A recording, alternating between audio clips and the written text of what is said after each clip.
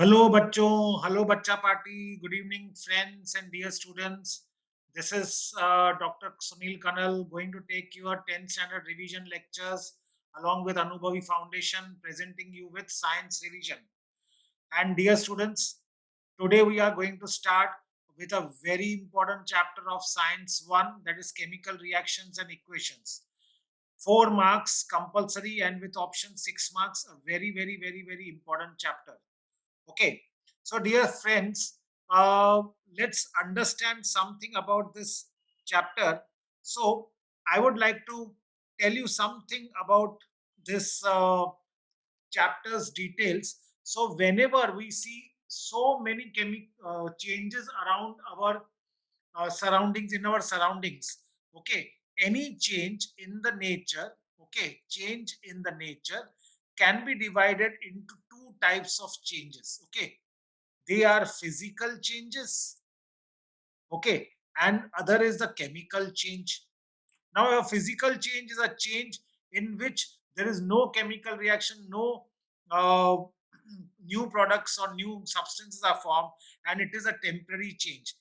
Okay, example, if ice is melted to water, that is from solid to liquid state, it has gone, it is nothing but a physical change. But what is a chemical change? When a chemical change or a chemical reaction occurs, okay, there is a new substance formed.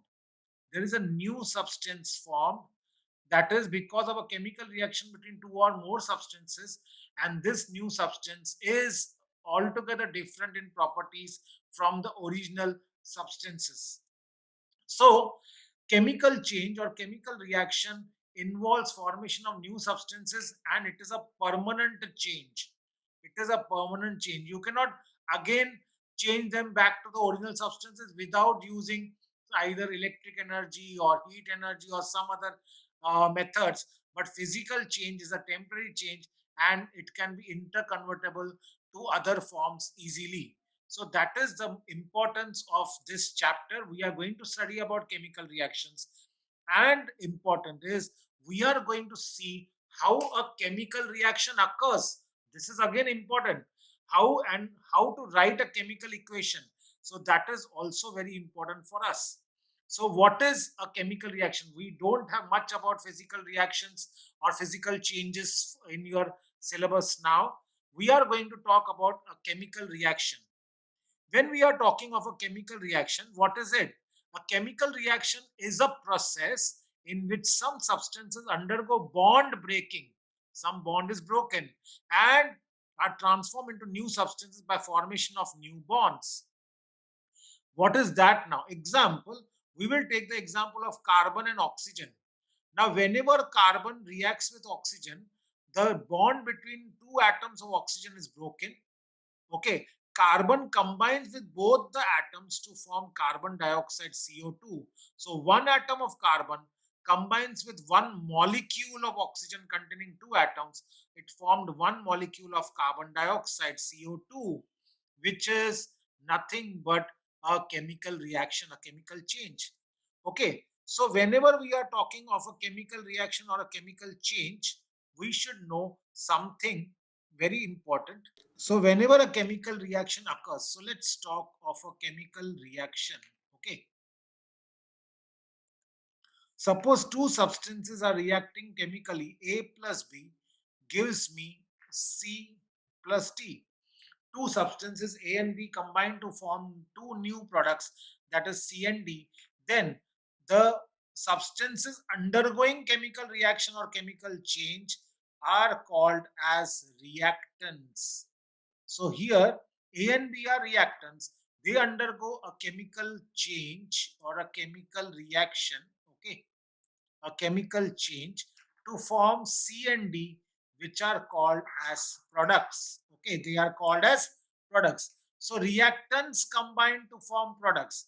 Reactants are the substances undergoing chemical reaction, while products are the things or the substances produced because of the result of that chemical change, and that is what is the important part here.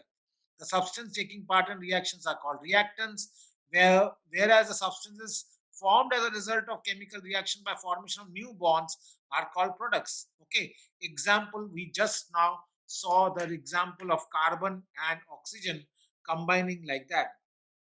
Now, how to write a chemical equation? As I was telling you now, whenever we are writing the chemical equation, there are two methods of writing a chemical equation: the word equation for writing a chemical reaction, and then the condensed method of writing it. So that is the other important method. Now that is how we are going to write. So example, now let's talk of one reaction. Example, I will give you one example and then we'll see one example from there. Example, if I take nitrogen gas reacts with hydrogen gas to form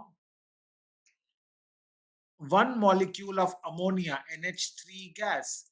Now see, nitrogen and hydrogen are the reactants and ammonia is the product. Okay, so this is nitrogen, this is hydrogen,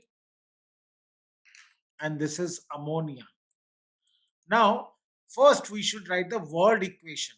Okay, this is the chemical equation in the form of symbols and formulae, while in word equation we are actually writing the words in the words format. Okay, that is nitrogen gas, okay, plus hydrogen gas, it will give me ammonia gas. Okay, now this is the one format of writing the word equation. Okay, but it becomes very tedious to write that in the words and then explain them either in the sentences or like this format. Therefore, we use symbols and formula for writing our equation. Here, nitrogen combines with hydrogen to form ammonia. Only thing is you have to balance it. Here in ammonia, you can see one atom of nitrogen and three atoms of hydrogen in one molecule of ammonia. Okay, while here it is two atoms of hydrogen, here it is two atoms of nitrogen in one molecule of nitrogen, and one molecule of hydrogen has two atoms of hydrogen.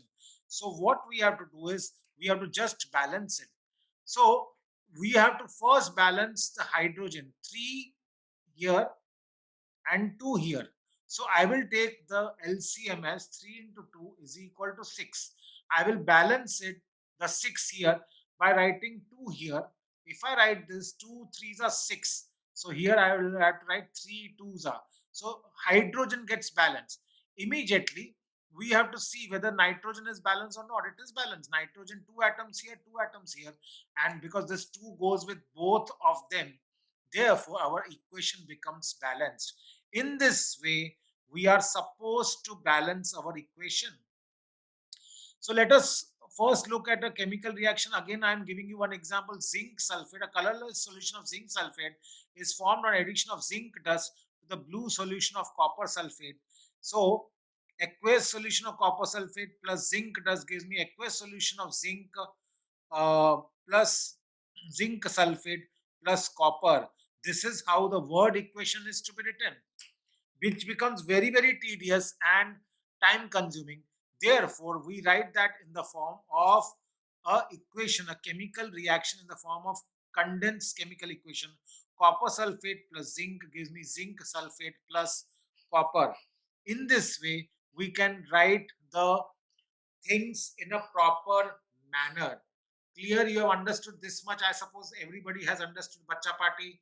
This was very, very simple, and also it is just easy. It's so interesting that you can remember them by heart. Okay, so we continue further. So, friends, to write any chemical reaction, we should know the state of the substances which are reacting, or how the reactants are there, in which state, whether they are in solid or they are in liquid state or gaseous state, or they are in the aqueous medium, and what are their symbols. If you don't know the symbol, suppose if you don't know that a symbol of mercury is Hg, then it will be very difficult to write the chemical equation. Therefore, we should know these things properly. So, in a chemical equation, the reactants are written on the left hand side, which we had seen last time, and the products are written on the right hand side. There is an arrow in between them which is pointing towards the or heading towards the products. The arrow indicates the direction of the reaction. In the reaction, a product, uh, reactants or products, if they are two or more, then they are linked with a plus sign in between them. And example, a reaction between copper sulfate and zinc can be written as CuSO4 plus HZN. Okay. Similarly, a plus sign is drawn in between the products zinc sulfate and copper that we had seen in the things. To make the chemical equation more informative, the physical states are to be written either they are gas or a liquid or a solid. Moreover, if the product is gaseous, instead of gas, we can indicate an arrow pointing upwards. Okay, this is the arrow like this. So it shows that the gas is being liberated. If the product is a precipitate or an insoluble solid, it can be shown by a downward arrow. And when reactants and products are in the form of solution in water, we write it as AQ. AQ means aqueous solution. In this way, the chemical equation can be stated with the help of the symbols and their proper usage, and also the states of the reactants and products. And then the energy supplied or released can be put on the arrow itself. Example, zinc sulfate aqueous plus copper sulfate aqueous plus zinc solid react together in the form in the presence of heat, or whenever there is a heat there. Okay, to form zinc sulfate plus copper, I can show the heat arrow by a triangle. That is calcium carbonate example, which is decomposed by heat to form calcium oxide and carbon dioxide. The carbon dioxide being a gas, it is released, so the arrow is upward direction. Similarly, copper sulfate aqueous plus zinc gives me zinc sulfate aqueous plus copper solid. Either you put solid or you can show the arrow downwards. Plus heat is released. It's a exothermic reaction. Whenever the heat is released, it is a exothermic reaction. Okay, we'll be talking about that in details in a short time. Okay, so now what is a catalyst? Let's come back to a catalyst. Okay, uh, you must have seen some marriage in your house or in your relatives. So in a marriage, okay, if a bride and a bridegroom are there, okay, एक लड़का और लड़की का शादी होता है, तो उसमें एक ब्राह्मण या पंडित जी रहते हैं. ओके, सो पंडित जी क्या करते हैं, वो शादी करवाते हैं. Okay, helping to do the marriage or marry the couple. Okay, helping to do the marriage or marrying the couple. Okay, we can say like that, to do the marriage. तो अभी अगर मैरिज होगा तो पंडित जी क्या करेंगे, वो शादी में मदद करते हैं, पर उनका थोड़ी उनके साथ शादी हो जाएगा उस कपल के साथ. ओके, तो वैसे ही एक कैटलिस्ट जो रहता है, okay, catalyst helps the reaction to occur at a faster pace without actually taking part in the reaction.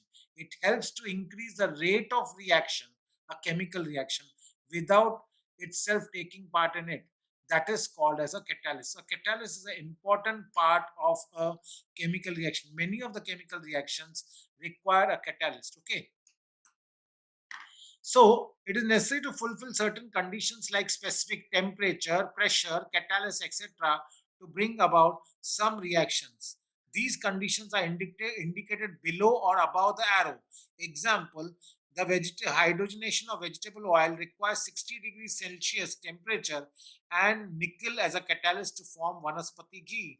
So here the catalyst was nickel. So if I just write Ni here below the arrow, then it is understood that it is requiring nickel as a catalyst. In this way, a catalyst is put either above or below the arrow which is pointing towards the products in a chemical reaction. Now coming to the very important concept, that is balancing a chemical equation. Now, whenever we are writing a equation, we should see to it that the number of atoms of all the elements or compounds on the reactant sides is equal to the number of atoms or of all the products on the product sides. This is same like balancing a mathematical equation. Okay. So if I say AgNO3 plus NaCl gives me AgCl plus NaNO3. If you see this thing, okay, now silver, first you should write them in the normal standard molecular formula and their states, and then you have to balance the equation. Okay, and whenever we are balancing the equation, to see to it that the number of atoms on both the sides of the reaction, that is on the reactant side and product sides, are equal, then I can say that it is a balanced chemical equation. Example, when I say silver nitrate reacts with sodium chloride to give me silver chloride plus NaNO3. Silver chloride is a white color precipitate shown by arrow downwards. Okay, if you see the number of atoms of the reactants and the products, and then you can list them down accordingly, you can actually try to balance the equation. Now if you see here, all of them are balanced. Ag, the number of atoms on the reactant side is 1, here also it is 1. Nitrogen, it is here 1, here also 1. O is 3, here 3 atoms of oxygen. So actually this is a balanced chemical equation. If the number of atoms on either side is not the same, then I say that such a chemical equation is a unbalanced chemical equation which has to be balanced properly. Okay, so what are the steps of balancing the equation? A chemical equation is balanced step by step, and to a trial and error method is generally used for this purpose. So example, sodium hydroxide word equation, let's see the word equation, plus sulfuric acid gives me sodium sulfate plus water. So write the chemical equation from the given word equation. So we write it NaOH plus H2SO4 gives me Na2SO4 in the proper molecular formula, Na2SO4 plus H2O. Now let's balance them by checking the number of atoms on the left hand side and the right hand side. So reactants on the left hand side, sodium is 1, oxygen is 4 plus 1, 5. Okay. Again, if you see here also 4 plus 1, 5. Sodium was 1 on the reactant side, 2 on the product side. Hydrogen is 2 plus 1, 3. Here it is only 2. And the sulfur is 1 here and 1 here. So if you see, if I balance these two, that is hydrogen and sodium, I am almost done with the things. For that, we'll have to see to it that balancing is initially 1 and 2. For sodium hydroxide it was 1 and here 2. So I will take the LCM of 1 and 2, which is 2. So I am multiplying to balance on this side 1 into 2. If I say 1 into 2, means I will have to write on NaOH side 2 NaOH. I cannot write Na2OH. Why? Because the normal standard formula of sodium hydroxide and NaOH. So I will have to take 2 on that side. So now if I take 2 NaOH, okay, then what happens? It becomes 2 NaOH plus H2SO4 gives me Na2SO4 plus H2O. Let's check everything is balanced or not. So sodium gets balanced, but now oxygen gets disturbed. This becomes 6 and 5. This becomes 4 and 2, while sulfur is balanced here also. So what I will do is, now I will balance hydrogen. Here it is 4 and 2. The LCM will be 4. I will multiply by this water with 2. So it will be 2H2O. Now let's see whether it is balanced or not. Okay. So we will go further. Okay. So now if you see the equation here, write down the final balance equation again. You can see that actually you have got it balanced. After you balance the hydrogen part, you have got it balanced. So how we will write the thing now? So it will be, okay, let's come back to the balancing the thing. Understand what we have done. So NaOH aqueous, okay, 2 NaOH aqueous plus H2SO4 liquid is giving me Na2SO4, sodium sulfate solid, plus 2H2O, that is liquid. Now you can see that it has totally got balance. Sodium is balanced on both the sides. Oxygen 2 plus 4, 6. Here it is 4 plus 2 H2O, so 2 oxygen. It's balanced. And hydrogen also gets balanced and sulfur is balanced. Thus, this is the balanced chemical equation. Okay. Thus, we can just write the balanced chemical equation. Okay. This is the way we are supposed to write the balanced chemical equation. So now let's come back to our other part. So we have just balanced the chemical equation. The steps are very easy if you start practicing and you get the things. Okay. So Bacha Party, not to worry at all. Textual balancing of chemical equations, especially from exercise, you can do it. They are very, very easy and also generally asked in the exam from there only. So now coming to types of chemical reactions. So there are reactions of many, many types. The first reaction which we are going to see is a combination type of reaction. So what is a combination type of reaction? Okay. When I talk of a combination reaction, okay, I always give a general reaction, combination reaction. So the combination reaction is whenever A plus B react with each other, okay, it gives me a single product AB. This is called as a combination reaction. When two or more reactants combine to form a single product, it is called as a combination reaction. So when two or more reactants combine to form a single product, it is a combination reaction. Example is ammonia plus HCl gives me ammonium chloride. Okay. So it is a combination reaction. Then decomposition reaction. A reaction, okay, in which two or more products, two or more products are formed from a single reactant. It is called as a decomposition reaction.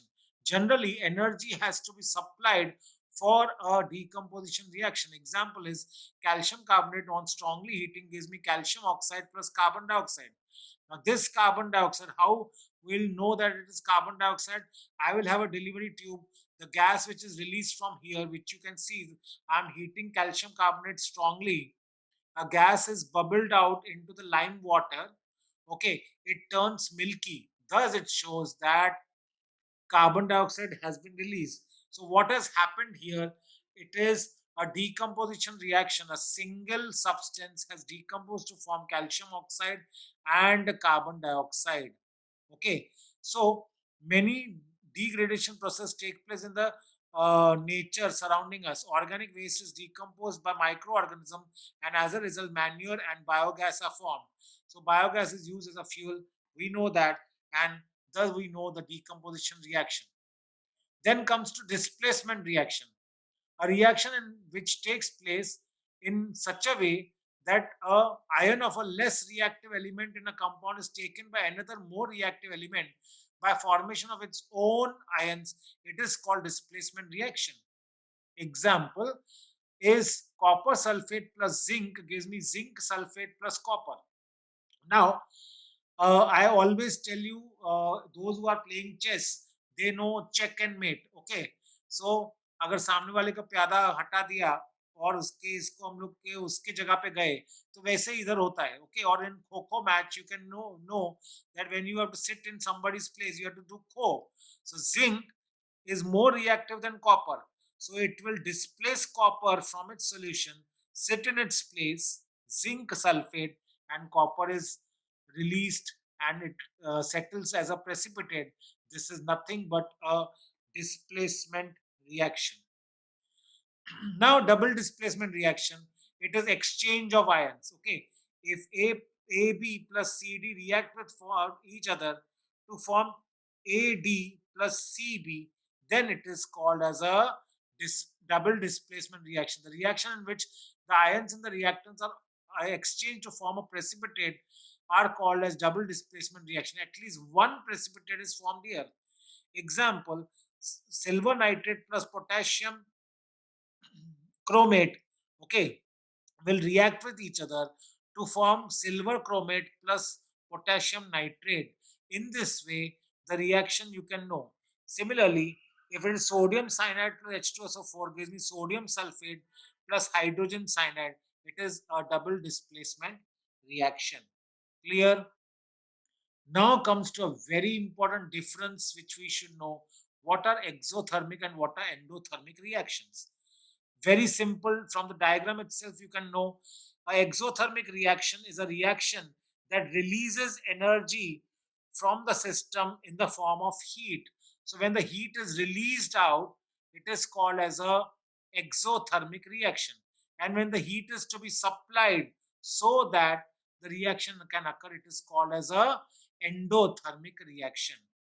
Now, example, I will just tell you very, very simple example. Those who have uh, had any time in their, because of diarrhea or dysentery, they must have got electral powder at home. If you mix electral powder in the water, the glass outside becomes a little more cooler. Why? Because it is an endothermic reaction. It has absorbed heat and therefore the surrounding glass becomes more cold. Okay. So this is endothermic reaction. So exothermic and endothermic reaction. So in endothermic reactions are chemical reactions that absorb heat energy from the surrounding, while exothermic, they will release heat. Temperature decreases with progression of the reaction. Here temperature increases in exothermic reaction. Okay. And rest of the points you can see, it's a very simple thing. You can do the experiment also at home with that electral powder. Okay. Now coming to factors affecting the rate of chemical reaction. When I say rate of chemical reaction, means how fast or how slow the reaction has occurred. So there are various factors which affect the rate of reaction. The first among them is the nature of the reactants. So reactions rate varies or is dependent upon the substance which are reacting with each other. Fast reaction include acid reaction, the formation of salts and ion exchange, while the reaction tend to be slow when covalent bonds are there and there is a huge energy requirement for breaking those bonds. So ionic compounds react faster than covalent compounds. In the reaction, bonds are broken and formed. When an ionic compound is placed in water, it dissociates. It takes more energy to break a covalent bond. Therefore, nature of reactants will decide the rate of reaction. Then size of the particles. Okay. Smaller the size of particles of the reactants, faster is the rate of reaction. Example, when HCl is added to Shahbaz stone, that is the marble, okay, or calcium carbonate, effervescence of carbon dioxide is formed. But if you take a big piece of Shahbaz tiles or stones, it will react slowly with it and effervescence will occur slowly. But if you powder it and the reaction occurs, you will see that the effervescence will take at a faster pace and it will be more effervescence and the powder disappears rapidly. Thus, the size of the particles will decide the rate of reaction. The next is concentration of the reactants. Okay. If you take calcium carbonate, the same above experiment with dilute hydrochloric acid, the effervescence was slower. While if you take concentrated sulfuric acid, the reaction occurred very fast and calcium carbonate disappears immediately. Thus, more concentrated reactants will show the faster rate of reaction. Similarly, temperature of the reaction, molecules of the higher temperature have more thermal energy and collision increases. Therefore, the rate of uh, reaction increases in the case of endothermic reaction. While in exothermic, it may vary from case to case, but generally temperature increases. And as I was talking about catalyst, the most important example is potassium chlorate. It reacts or it is heated strongly, it will give me potassium chloride plus oxygen. But if you strongly heat also, the oxygen release is very slow.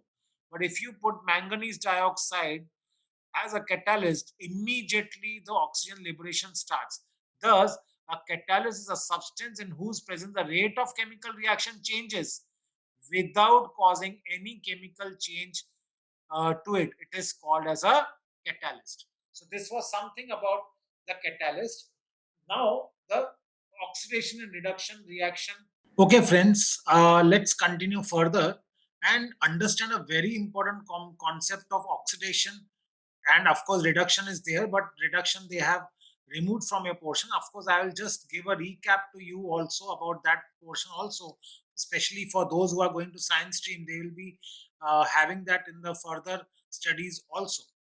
So let's see what is oxidation. Now see this example. When ethyl alcohol is treated with potassium dichromate, which is acidified. Acidified, therefore we have written K2Cr2O7, that is potassium dichromate with sulfuric acid, which provides oxygen. So ethyl alcohol combines with that oxygen. Here, oxygen atom is there, which has been put in square brackets, means nascent oxygen. It is called as nascent oxygen, and we also call it as baby oxygen. Why it is called baby oxygen? Because it's a newborn oxygen atom because of the reaction between potassium dichromate and sulfuric acid. It gives, whenever ethyl alcohol reacts with it, it gives me acetic acid. What has happened? Oxygen has been combined to that compound. So a chemical reaction in which oxygen combines with a reactant to form a product, or the reaction in which hydrogen is lost from the reactant, such a reaction is called as oxidation reaction. Okay, it is called as oxidation reaction. Okay, now here potassium acidified potassium dichromate makes oxygen available for the oxidation reaction. Such chemical substances which bring about oxidation, okay, are called oxidizing agents or oxidants. So here acidified potassium dichromate is a oxidizing agent, or it is a oxidant, because it is helping ethyl alcohol to get oxidized to acetic acid. Clear हुआ बच्चों? बहुत easy है बच्चा party, तुम लोग को really fun रहेगा if you study these things. So again, we can see one more example in which reaction of potassium permanganate with ferric sulfate. Ferric sulfate is FeSO, Fe2SO4 3. Okay, so when ferrous sulfate, okay, reacts with potassium dichromate and sulfuric acid, it gives me potassium sulfate, manganese sulfate, and ferric sulfate. Here, now this is again the modern concept of oxidation. Here, ferrous ions, which were 2 plus charge, they have lost one more electron to become ferric ions, that is Fe3 plus charge. The positive charge has increased from 2 plus to 3 plus. This is nothing but oxidation. So here, ferrous sulfate has got oxidized to ferric sulfate. This is oxidation. Clear, bachon? Very, very easy. So now coming to the next part, next example or next concept, which is corrosion. Okay. So what is corrosion? You must have seen sometimes the iron articles or iron cupboards in your house get rusted, or they have a reddish colored layer formed over that metallic surface. That is nothing but corrosion. What is corrosion? So we'll be seeing something about corrosion, and we'll be seeing some experiment here. So let's see the corrosion part. A certain type of reddish color solid layer collects on the metallic surface. This layer is called as a rust. Its chemical formula is Fe2O3, X molecules of water attached to it. It's a coordinate compound. You'll be studying about that in 12th standard. The rust on iron does not form by a simple reaction of oxygen with iron surface, but it is a slow electrochemical process. For that, we have done one experiment. We have taken 4 test tubes. We have taken 4 small iron nails and a rubber cork to be attached on one nail. And we have taken 4 such this and chemicals, anhydrous calcium chloride. Okay, we have taken oil, we have taken boiled water, etc. So place 4 test tubes on a test tube stand, take some boiled water in one test tube, okay, and put an oil layer on it. Okay, you can see this. Take some salt water in the second, okay, then in the third you are taking only the nail inside, there is only air here, and here you are taking anhydrous calcium chloride. Okay, there is air inside, there is anhydrous calcium chloride and iron nail. What you will see here, the nail, iron nail, does not get easily rusted because the oil layer prevents the entry of oxygen inside the boiled water, because boiling has reduced, okay, the oxygen level inside the water. In next salt solution, the rusting occurs almost immediately in some days. Why? Because salted water helps in the electrochemical reaction, and rusting occurs. The rusting occurs in the moist air too and the air, but it is a slow process.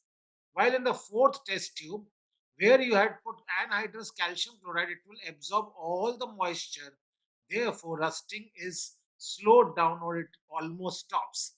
This is the concept of rusting and corrosion. Okay, the rust on iron does not form by a simple reaction, but it is a electrochemical reaction, occurs over days together. Okay, so different regions of the surface of iron becomes anode and cathode. Okay, iron is oxidized to Fe2 plus. Okay, so Fe to Fe2 plus with loss of electron at the anode region, while oxygen is reduced to water at the cathode region. Okay, so this iron, that is ferrous ions, react with water to form the rust, and thus the rust starts forming. You can see the reactions here. Okay, at anode, iron becomes Fe2 plus by loss of electrons. This is oxidation, while oxygen reacts with hydrogen ions. Okay, to form water, and further 4OH minus ions which they react further. And what happens is the reaction here between the iron surface and the oxygen will form the rust deposit, that is Fe2O3 dot XH2O. Very important. It's a textual question. This question can come for the board exam. Please do remember it. Uh, the question based on figure and answering the thing, very, very, very important question. Okay. So this corrosion becomes a very serious problem. Why? Because the metals lose their metallic character, they slowly rust down, they get destroyed, and it can actually damage the buildings, the sculptures, the various types of monuments, bridges, etc. So corrosion becomes a very serious problem. Clear? So बच्चों, ये हम लोग को पता होना चाहिए इसके बारे में, how the cathode and the anode reaction occurs. वो कैथोड एनोड कैसा बना, कोई इलेक्ट्रिक सर्किट तो है नहीं, but because of the moisture in the air and oxygen present in the air, this surface of the metal itself, when it comes in exposure to that water droplets, acts as an anode as well as a cathode. Anode on one side, cathode on the other side, and the reaction will start. Whatever electrons have been lost by iron have been gained by oxygen, okay, and the water molecule here, to form the reaction in which the rust is formed as a ultimate product. Clear बच्चों? बहुत easy है. You can go through it and it becomes very, very, very easy for you. Just pause the button and you can just take the screenshot also for your better understanding. Okay, the last but not the least topic is rancidity. Okay, sometimes we eat vada pav at some stall, and whenever we take the vada pav order from that person, we feel that there is some foul odor in that vada pav. हम लोग का favourite चीज, खास करके मुंबई का तो favourite चीज रहता है. ओके, वड़ा पाव मीन्स हमारी मुंबई की जान.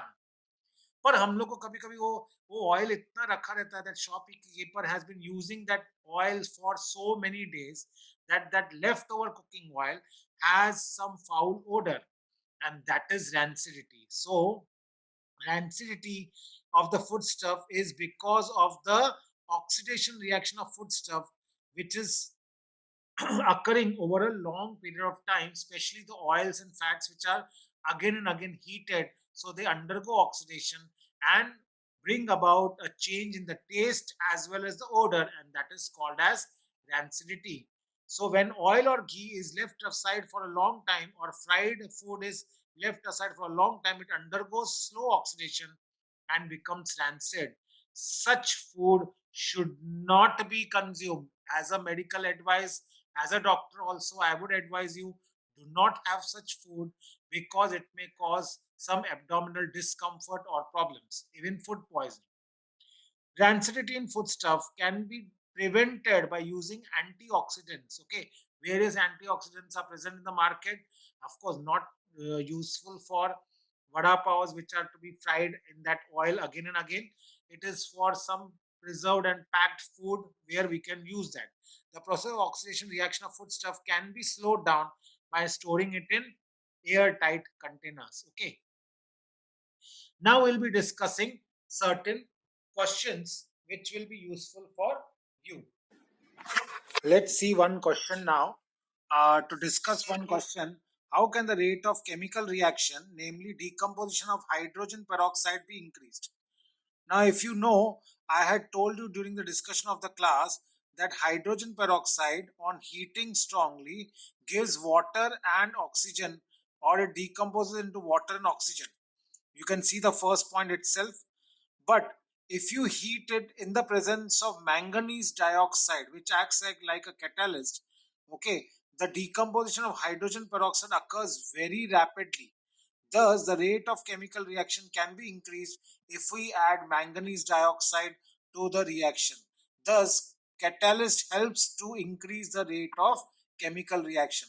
This is our first thing. You can see those 3 points and you can give them for your answer. Okay. Let's see the very important textual question now, in which we see the figure. Observe the following picture and write down the chemical reaction with explanation. Okay. This is what we had discussed in our class lecture also. That is when we took the video lecture. We can see here, this is nothing but it represents the electrochemical reaction taking place during the corrosion of iron. So there are two reactions occurring together in the anode region. Fe is oxidized to Fe2 plus. You can see that reaction. And at the cathode region, the electron which was released in the anode region flows through the metal surface to the cathode region where they reduce the oxygen. In the cathode region, oxygen is reduced to form water by combining with 4H plus electrons to give me water. This oxygen reacts further with water to form hydroxide ions. When Fe2 plus ions migrate from the anode region, they react with water to give me insoluble hydrated oxide Fe2O3 H2O. We can write that as Fe2O3 XH2O plus 6H plus, which reacts further again with electrons and oxygen to form water. Thus, the reaction continues, though slowly, but the rust formation occurs continuously, especially if the air is moist. It occurs at a rapid phase than the air if it is dry in nature. Clear बच्चों? सो ऐसे करके हम लोग को answers लिखने का है. Okay, friends, we have discussed some important questions also now. So, Bacha Party, I hope you have understood this chapter. The concepts are very clear and you will be firm in your decision to score very high in this chapter whenever the questions are coming from it. Thank you very much. This is your friend, mentor, and guide, Dr. Sunil Kanal, along with Anubhavi Foundation, bringing you the revision part of science series. Okay. Thank you and God bless you all.